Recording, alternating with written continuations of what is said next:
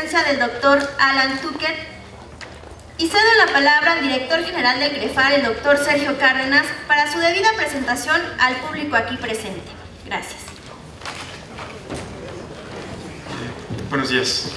Bueno, estoy más habituado a estas presentaciones que a las ceremonias, como todos tienen constancia y evidencia. Me da mucho gusto presentar al doctor Alan Tuckett. Alan Tuckett es profesor de educación en la Universidad de Wolverhampton. Fue presidente del Consejo Internacional de la Educación para Adultos, miembro honorario del Instituto de Aprendizaje a lo largo de toda la vida de la UNESCO, uno de los 7 organismos de educación dedicado a apoyar el aprendizaje a lo largo de toda la vida, con un enfoque en adultos y en educación continua, la alfabetización y la educación básica formal, además de ser profesor distinguido del Instituto Internacional de Educación para Adultos a lo largo de toda la vida en Delhi. Sir Alan Tuckett es experto reconocido internacionalmente en educación de adultos gracias a sus asesorías a la UNESCO y al Foro Económico Mundial sobre aprendizaje en adultos a lo largo de toda la vida.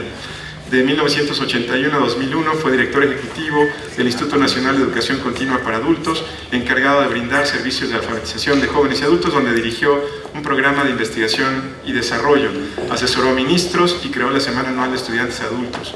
Se ha desempeñado también como presidente de Preschool Learning Alliance, encargada de apoyar las necesidades de la educación temprana desde 1999 y hasta 2003, y tiene 40 años de experiencia en temas de gobernabilidad. Aunado a lo anterior, ha realizado consultorías para los gobiernos de Singapur, Australia y la Autoridad Nacional Palestina, el programa de la Oficina del Gobierno del Reino Unido para la Prospectiva Científica, la UNESCO y la Unión Europea, así como para el National Trust y canales de televisión, entre otros. Ha sido galardonado con la Orden del Imperio Británico en 1995 y tiene doctorados honorarios de 8 universidades. Es miembro además del Salón de Fama Internacional, Salón Internacional de la Fama de Educadores de Adultos de la Universidad de Oklahoma desde el año 2006. El señor Alan Tuckett tiene múltiples publicaciones y colaboraciones en revistas científicas, entre ellas algunos en nuestra revista Decicio. Ha publicado en diarios, libros, y los más recientes son coescritos con Ryan Nash, titulado Educación Adulta, Transformación Social y la Persecución de la Justicia Social en la Revista Europea de Educación. Y un aspecto importante que quisiera resaltar, que obviamente lo he podido atestiguar en las últimas conversaciones que hemos tenido, una gran preocupación por traducir la investigación en la práctica, algo que evidentemente es un aspecto clave para CREFAL y en general para todas las instituciones que buscamos incidir con la población. Le damos, por supuesto, una muy cordial bienvenida, nuestro agradecimiento, y le cedemos la palabra al doctor.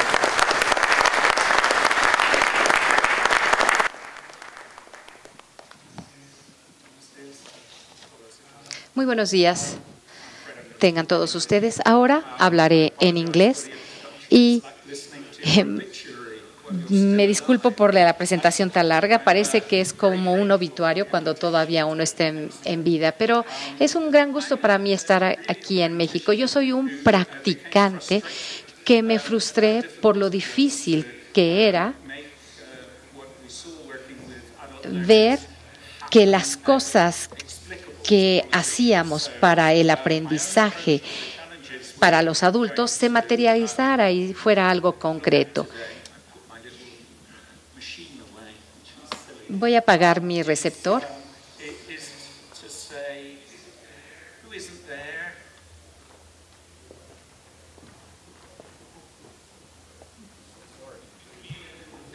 Si me dan, por favor.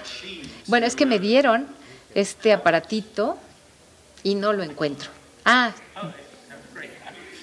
ya lo había puesto acá.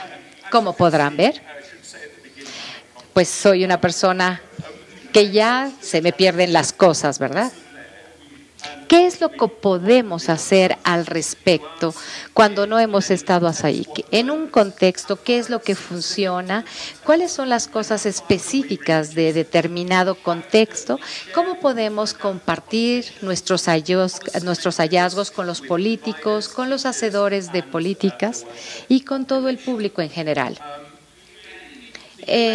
Las Naciones Unidas, en 1915, como parte de su visión hacia los 30, dijo que todos, independientemente de su género, de su edad, de su raza, incluyendo a los migrantes, a la gente en situaciones vulnerables, deben de tener acceso a las oportunidades de aprendizaje, darles las habilidades necesarias para poder explotar las oportunidades y poder participar completamente en la sociedad.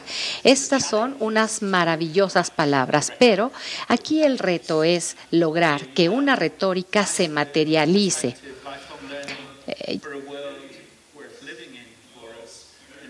Para poder tener una vida y un aprendizaje durante la vida, tenemos que reconocer los retos que la gente enfrenta. Si vemos en dónde nos encontramos a nivel mundial, obviamente tenemos aquí presentadores que vienen de diferentes partes del mundo y que han sufrido estos cambios drásticos.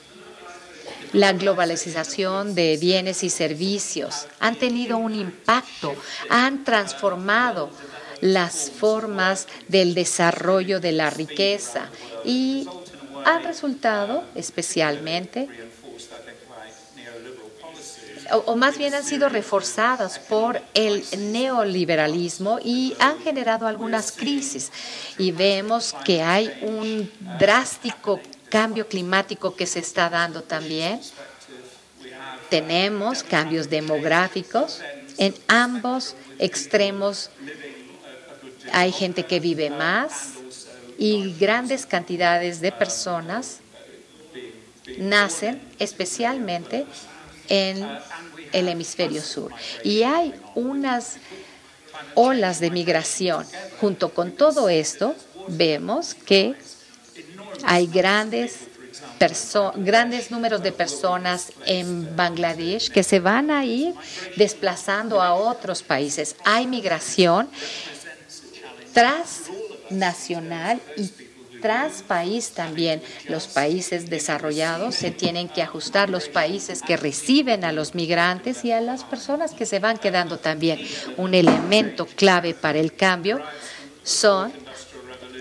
es la cuarta revolución, el desarrollo de la inteligencia artificial, la robótica y de muchos cambios tecnológicos que se están dando. Todos estos cambios van teniendo un impacto también en la tecnología. Vemos que la fabricación también se acelera y todo esto tiene un impacto en la cohesión comunitaria. Todas las sociedades enfrentan una crisis de valores que se están cuestionando constantemente. Pero, ¿qué significa todo esto para la educación, para los adultos? Bueno, primero, a la gente a la que servimos, vemos que las políticas neoliberales privilegian los mercados globales. Los mercados globales han hecho que la brecha entre los pobres y los desfavorecidos se vaya haciendo cada vez más grande.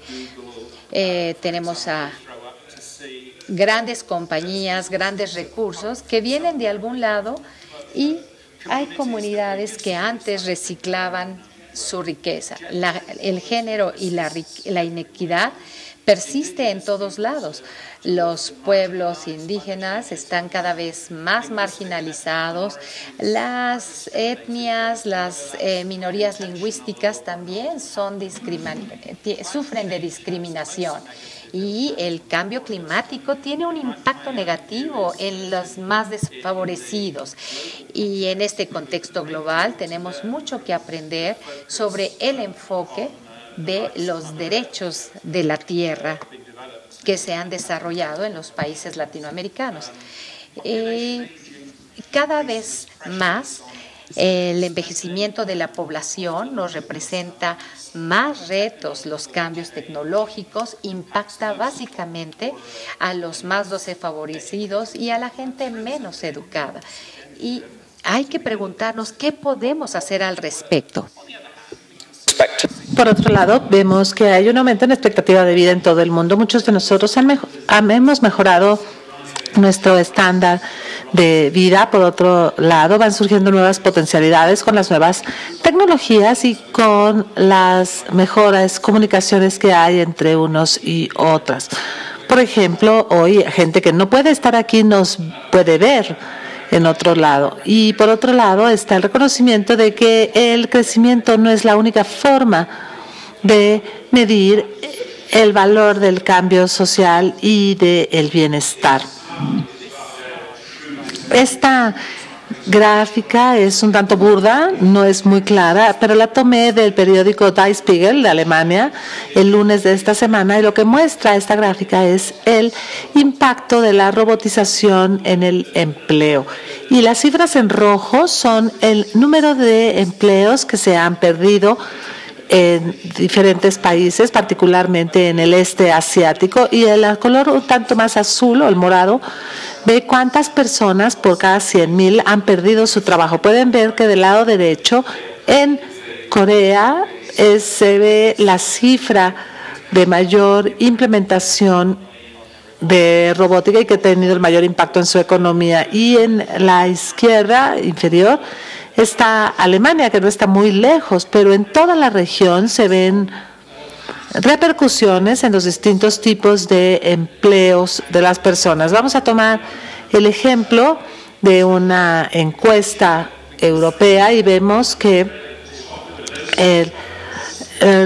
los que están hasta arriba son los adultos con pocas habilidades, los de en medio son los con habilidades medias y los de abajo son muy competentes. Entonces vemos que cuanto más al oeste estén, mayor será su capacidad mayores habilidades tendrán, pero cuando tienen menor capacidad, entonces también tienen menos oportunidad de subsistir en su empleo.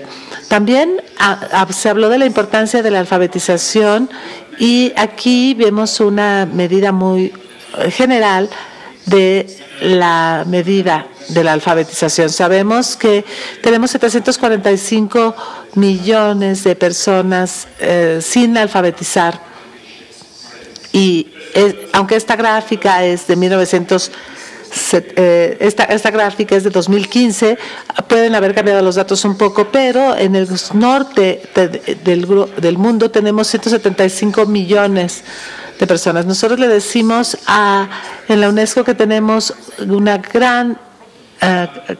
una cifra de alfabetización muy elevada en Gran Bretaña, pero al mismo tiempo vemos que hay algunas personas todavía no alfabetizadas. Vemos que las cifras van mejorando con los años, pero para 1,000 millones de personas sí existe el reto de poder confrontar estos retos que nos presenta el cambio social. Sin embargo, hay otras cosas maravillosas que se pueden hacer con la tecnología. Estas 4 mujeres son abuelas serbias que están sentadas afuera de su casa y les acaban de mostrar por primera vez el Skype en una computadora portátil, y entonces pueden hablar con sus bisnietos que están en Australia. Jamás los han visto, no hablan inglés, pero saben que sus nietos están en Australia. Entonces, esto ayuda a zanjar las distancias en todo el mundo, y esto puede hacer sentir a las personas muy vigorizadas.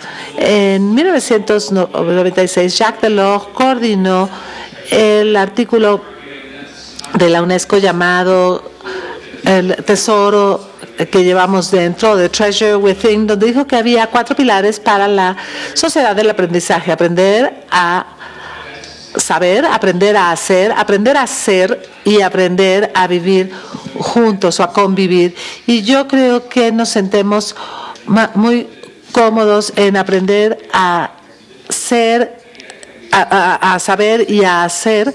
Es mucho más fácil que aprender a hacer y a aprender a convivir. Y a mí me parece que el reto más importante para los próximos años es poder lograr el equilibrio entre estos 4 pilares. Por otro lado, los Objetivos de Desarrollo Sostenible han identificado esta naturaleza del engranaje que tienen todos estos estos problemas y estos retos. Durante los años que yo he participado en esto, dijimos que para poder implementar estas cifras, pues se necesita la educación, y la educación implica muchas cosas. Por ejemplo, si vamos a poner un WC en una comunidad en medio de la India, pues hay que explicarles cómo sirven estas máquinas para lograr una mejor salud.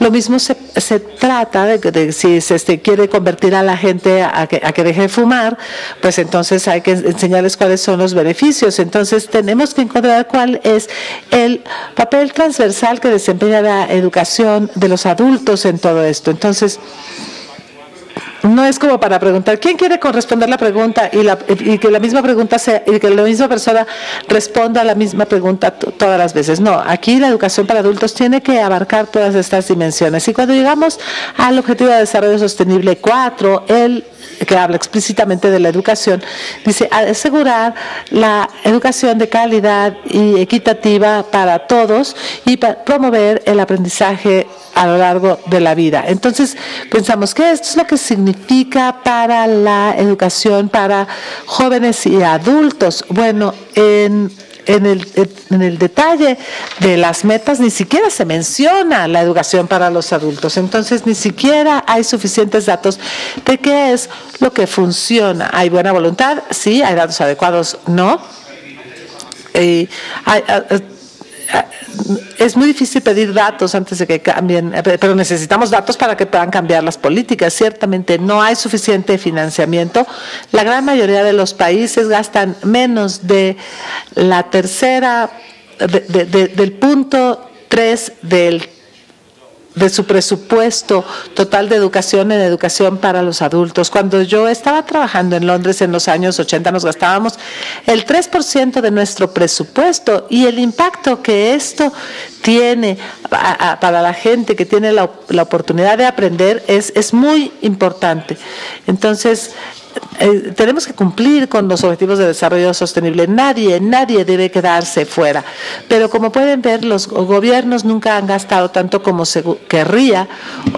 Vemos las líneas que están en la parte inferior de esta gráfica que muestran cuánto se gasta. Los de hasta abajo muestran cuánto se gasta en educación básica o en escuela secundaria o en educación para adultos, y en todos los casos vemos que aunque se ha cambiado la retórica en los últimos 15 años, la presión presupuestaria es exactamente igual, y por ello los gobiernos han mantenido su enfoque en otras áreas de la educación, porque esto en parte se vio reforzado por el desarrollo de los Objetivos de Desarrollo del Milenio, pero esto sigue afectándonos, y como lo dijo Julia Giller, que está encargada de la Alianza Global por la Educación, cuando se le preguntó si teníamos manera de lograr los objetivos de alfabetización, dijo, bueno, no tenemos dinero, y eso nos permite desarrollar el argumento para poder construir un diálogo con los tomadores de decisiones para explicarles lo que va a ocurrir si no tenemos una población debidamente educada. Esta gráfica la tomamos del último informe de educación mundial, y podemos señalar cuando vemos que en la educación primaria, en la educación secundaria hay compromiso, pero la columna de la derecha, que es la educación para los adultos, muestra la experiencia que se tuvo en Bolivia, en donde de cada 8 personas adultas que no tenían educación secundaria han podido participar en educación para adultos, y esto es un ejemplo muy positivo y muy ilustrativo de lo que sí se puede lograr. Cuando se ve esta imagen de maravillosa retórica y una práctica tanto modesta, pues entonces uno se plantea la pregunta de ¿quién necesita hacer qué? Y yo creo que igual que con los datos y con las finanzas, los gobiernos tienen que pensar en la estrategia y en cómo buscar la participación de otros actores en esto, porque no todo se puede hacer desde el gobierno. Es necesario reconocer la importancia no nada más de la educación formal, que llevan a obtener algún tipo de calificaciones estructuradas, sino también qué pasa con la educación no formal e informal. ¿Quiénes son los patrones? Los patrones tienen que invertir más en toda su fuerza laboral. Y aquí la imagen general es que cuando los patrones invierten en gente que ya tiene educación o que tienen una cierta jerarquía, pero aquí todo el mundo tiene que participar. Para los proveedores también es un desafío porque hay que adaptar los programas educativos, los modos de aprendizaje y también las estructuras de los créditos educativos. Entonces, también la sociedad civil tiene que buscar la participación de los actores activos y que se comprometan en comunidad y particularmente en las comunidades que son particularmente vulnerables. Por otro lado, tenemos que pensar en el tipo de investigación que debemos encargar y que debemos mandar a hacer. Tenemos que pensar en cómo vamos a evitar la sobrevaloración de lo que se mide muy fácilmente. Por ejemplo, la flexibilidad, la reflexión, el trabajo en equipo, la resiliencia, todas estas aptitudes y habilidades que son indispensables para la era moderna. Tenemos que involucrar también a los educandos en todo este trabajo, en el desarrollo de este trabajo. Y la oficina de UIL de la UNESCO tiene estos 5 puntos focales: la política, la gobernanza, financiamiento, participación y calidad. Y me parece que todos ellos deben ser abordados con miras de una agenda hacia el futuro. Pero nosotros sí tenemos que involucrarnos con la cuestión de la motivación para reconocer que, bueno, si no tuviste oportunidad de ir o sea, hay gente que dice, bueno, si yo no fui a la escuela y la he podido hacer de alguna manera u otra, ¿para qué necesito ir a la escuela? Entonces hay que persuadir a la gente de que tiene la oportunidad, la segunda oportunidad de ir a la escuela y poder lograr algo diferente. Está Ravensbourne, que es un educador indio muy distinguido y que habla acerca de la diferencia de la educación para adultos en las distintas culturas. Dentro de la cultura de la educación para adultos, los adultos educan a los adultos tocando tambores, cantando canciones o enviando mensajes a través de los altoparlantes y colgando carteles en las paredes y organizando presentaciones y organizando también funciones políticas, eventos políticos y religiosos. Y bueno, podemos tener buenos procesos de evaluación, pero creo que nos falta esta mitad de la agenda cuando pensamos en cómo diseñar los programas, en parte porque cuando uno ofrece educación para los niños en la escuela, pues uno piensa en el programa educativo cuando llegan a la escuela, pero con los adultos el programa educativo es cómo convences a la gente de que se convierta en un participante activo voluntariamente, digo, a menos que estés en el ejército y te manden voluntariamente a fuerza a tomar la educación, pero eso es otra cosa.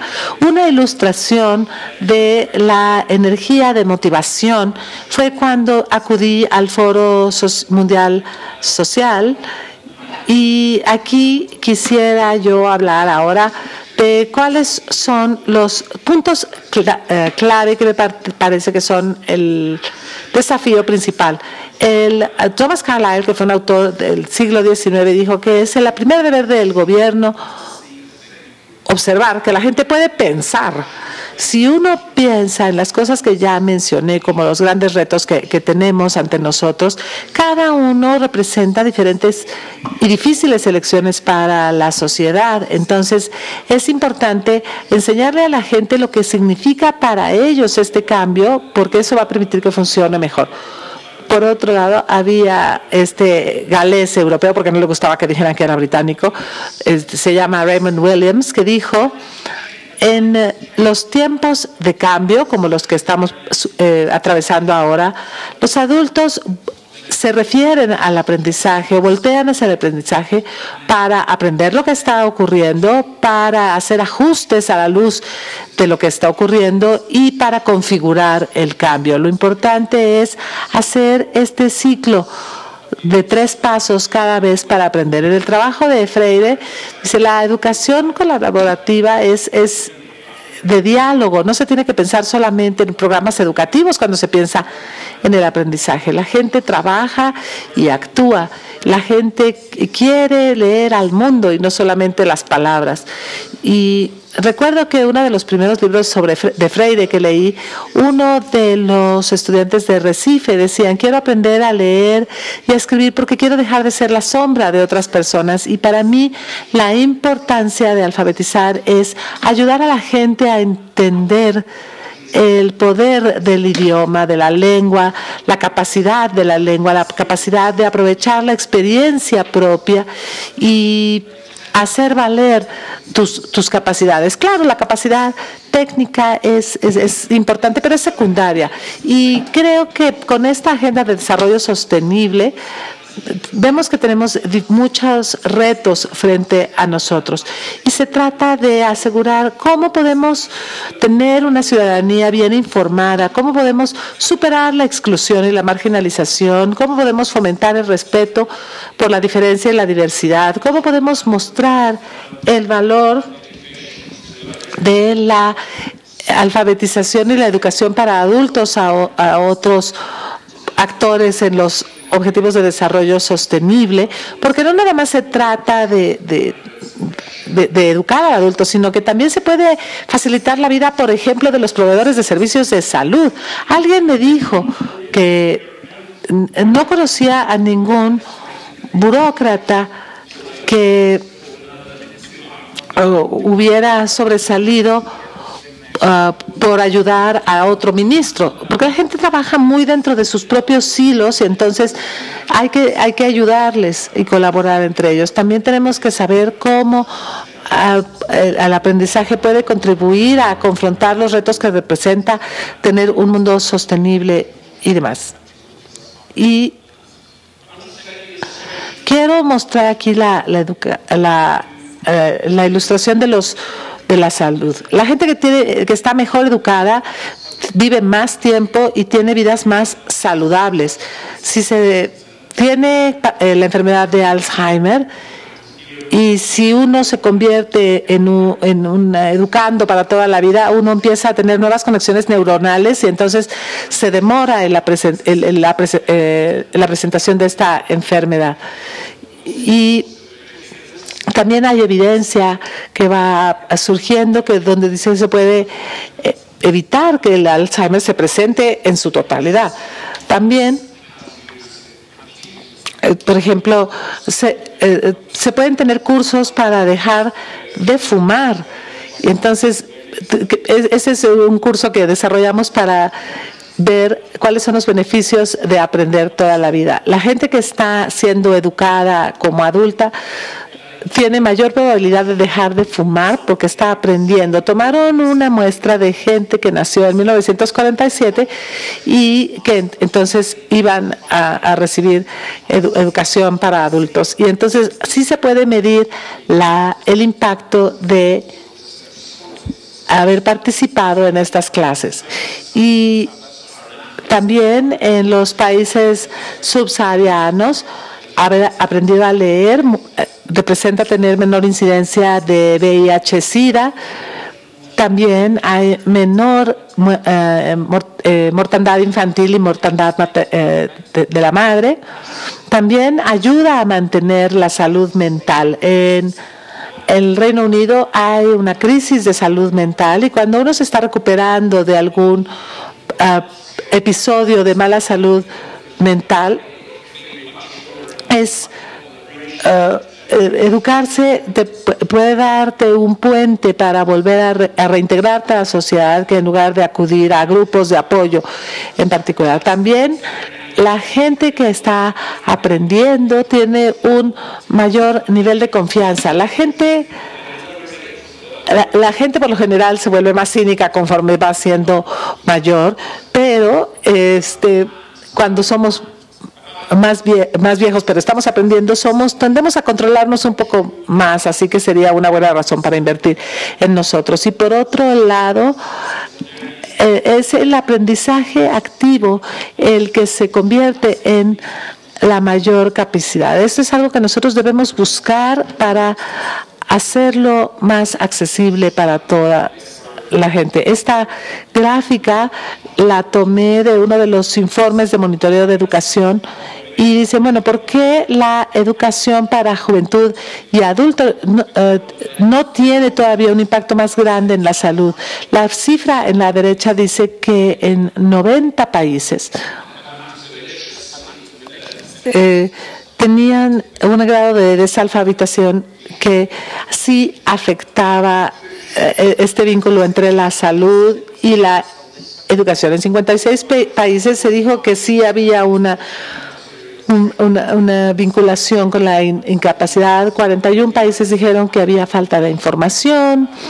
49 países dijeron que había pocas oportunidades de cooperación y solamente 39 países hablaron de la resistencia de la comunidad y otros países que no tenían muy claro cuál era la razón por la que no se podía establecer este vínculo. Por otro lado, vemos que da mayor acceso a trabajo bien pagado, bien remunerado, te hace mejor candidato a ser empleado, te da mejor acceso al mercado laboral, a tener un cierto avance en la carrera y a cambiar de empleo. Y para el trabajo informal, para la economía informal, que es la que no está cubierta por las leyes, también permite tener mayores habilidades y un mejor entendimiento de los mercados. Para las organizaciones, si el personal tiene una mejor educación o aprende más, los lleva a tener una mayor productividad y también los lleva a estar más comprometidos como fuerza laboral y tienen la capacidad de adaptarse a los cambios tecnológicos. Pero como ya les dije, los patrones tienden a invertir ya en la gente que está muy calificada y en los que están en altos puestos en lugar de invertir en la gente menos educada y con menos aprendizaje. Pero eso es la generalidad, aunque en otros países puede ser al revés. Pero, por otro lado, vamos a hablar acerca de las calificaciones que se necesitan tener en comparación con los mercados laborales. Hay algunas calificaciones que son muy necesarias en el punto de entrada al mercado laboral para poder conseguir un trabajo y en otros casos son muy necesarias para poder obtener una promoción. Pero los que estamos aquí sentados el día de hoy sabemos que el aprendizaje informal y el trabajo que hacemos es igualmente importante para ayudarte a mantener el trabajo que tienes y para ayudarte a desarrollar calidad en el trabajo que se realiza. Aquí tomé algunas ideas de Lorna Adwins, que es colega mía. Tenemos las firmas o las empresas pueden ser expansivas en términos de cómo pueden ayudar a ejercer un buen juicio, a innovar y a compartir las ideas. Uno ahora puede trabajar desde un McDonald's en cualquier lugar, en cualquier país, porque tienen un buen sistema para hacer las cosas y aunque tienen una estructura educativa y de promoción muy clara dentro de la empresa, pues no está funcionando lo suficiente como para desarrollar a la gente. Entonces, lo que el Dr. Owens dijo es que hay varias tiendas de cafeterías o de universidades que daban a los empleados la oportunidad de ayudar a tomar decisiones y entonces ahí quedaba muy delimitado el trabajo y se concluyó que es necesario crear los sitios de trabajo expansivos que fomenten el aprendizaje que a su vez fomentará una mayor productividad. Si vemos los perfiles que se necesitarán para los próximos 30 años, vemos que el desafío que tendremos ante nosotros será desarrollar programas vocacionales en donde tengamos habilidades básicas y otras capacidades personales que incluirán la creatividad, la resolución de problemas, el autocontrol, conocimientos financieros básicos, habilidades fundamentales, flexibilidad, confianza en uno mismo, capacidad de colaboración, perseverancia. La perseverancia es fundamental. Si me pongo en la posición de ser un ministro del gobierno, quisiera hago la pregunta de los programas vocacionales y les digo, bueno, ¿cómo sabemos si estaremos haciendo un buen trabajo, si todas estas cualidades son dificilísimas de medir e inexorablemente nos hacen la referencia a que las medidas cuantitativas nos permiten ver la escala de lo que estamos haciendo? Es una combinación de la investigación cuantitativa y cualitativa, lo que se necesita para poder evitar lo que dijo Einstein, que dijo que no todo lo que se medía valía la pena medirlo y no todo lo que se medía contaba. Y en la organización que trabajé en la Gran Bretaña, hicimos un encargo para un diseño de una estrategia de aprendizaje para toda la vida y se hizo una aportación muy interesante porque pensamos en este aprendizaje para toda la vida en 4 etapas etarias. Es decir, si se toma la gente que está saliendo de la escuela o que no ha ido a la escuela y entonces empiezan a involucrarse activamente a buscar diferentes trabajos y para tratar de encontrarse a sí mismos, para encontrar su lugar dentro del mercado laboral. Eso está en la edad de entrada al mercado laboral. Después tenemos otro grupo de gente entre la edad de 25 y 50 años que tiene muchísimas actividades al mismo tiempo. Hay que hacer malabares con el trabajo, la familia, las actividades sociales y muchas veces encuentran difícil tener tiempo para poder participar en actividades de aprendizaje. Después está la gente entre 50 y 75 años, que estamos en la tercera edad. Claro, estos no son cifras duras, ¿no? Pero la gente que está en este grupo etario participa en muchas actividades civiles. Hay muchos países en donde colaboran en trabajos no remunerados. Por ejemplo, las abuelas que cuidan a sus nietos, asociaciones de voluntarios y trabajan en cuidados de familiares. Pero después, esta es una parte muy interesante que dice que hasta la edad de 42 años la vida es cada vez más difícil para las personas. Desde los 25 hasta los 42 y cada vez son más infelices, pero por cada año que pasa uno después de los 42 va haciéndose uno más feliz. Así que bueno, yo tengo 70, estos ya se imaginarán cuán feliz soy, ¿no? Y después fue broma. Pero cuando uno llega a la última etapa de la vida, cuando uno ya no tiene tanta movilidad, cuando uno cada vez queda más tiempo en su casa o se vuelve más dependiente, cuando la gente empieza a aprender, muestra interés por aprender otras cosas. A la primera etapa es un enfoque vocacional. En la segunda etapa, la segunda edad, es cómo le hago. La tercera parte es cómo retribuyo, cómo regreso a las casas. Y la cuarta etapa es, bueno, ¿cuál es el significado de este viaje que ha sido mi vida? ¿Cómo puedo darle sentido y cómo puedo compartirlo? Entonces, ¿cómo puedo convertir todo esto en reflexiones, en talleres de recuerdos para compartir con la gente cuál ha sido la lucha que hemos tenido?